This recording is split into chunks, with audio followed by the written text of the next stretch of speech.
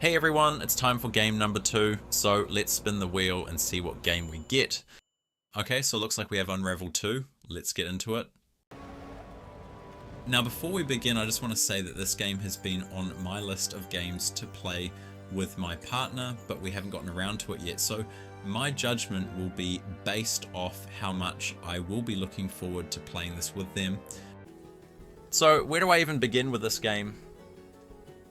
Let's start with the controls, as they were the biggest shock for me. They felt so clean and crisp with every movement and jump. As soon as I started playing, I had to change the colors of both of my yarns, as I wasn't really a huge fan of the blue and red, and I think I chose some pretty nice colors.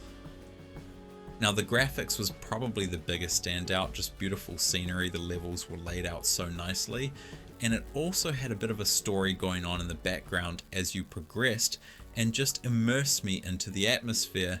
And as you progressed, the levels and background changed according to the story going on. Like, it gets darker and darker as you progress, and then towards the end you kind of see the light and it becomes bright, vibrant, and very welcoming. The puzzles in the game, they weren't too complex, but there are enough to make you have to think about everything that you learned in the tutorial and put it into practice. A couple of times I got stuck, then eventually got through. I was not a big fan of the little fire embers that were chasing after me. It definitely changed it from being cozy to slightly stressful, but it felt good once I got past them.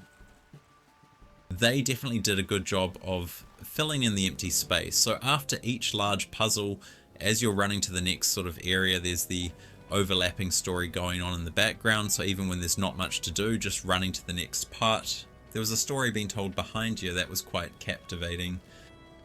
Now, Unravel 2. It wasn't too long of a game, only took me a few hours to complete, but they do have the option of perfecting each run, which I know I'm going to spend a few hours trying to complete all of. There's honestly not much I can pick apart about this game, as I felt like it's extremely polished, clean and beautiful and not too long, but you can make it as long as you want.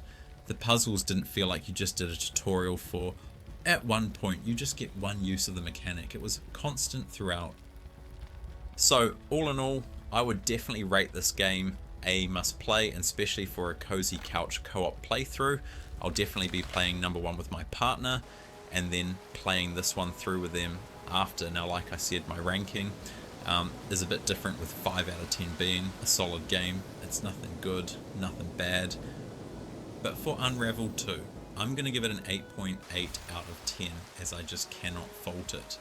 And this will be going into the contender list for possible favourite game, which is a bit scary for how early into this series it is. Thanks again for watching, and if you've played Unravel 2, let me know in the comments what you would have rated it.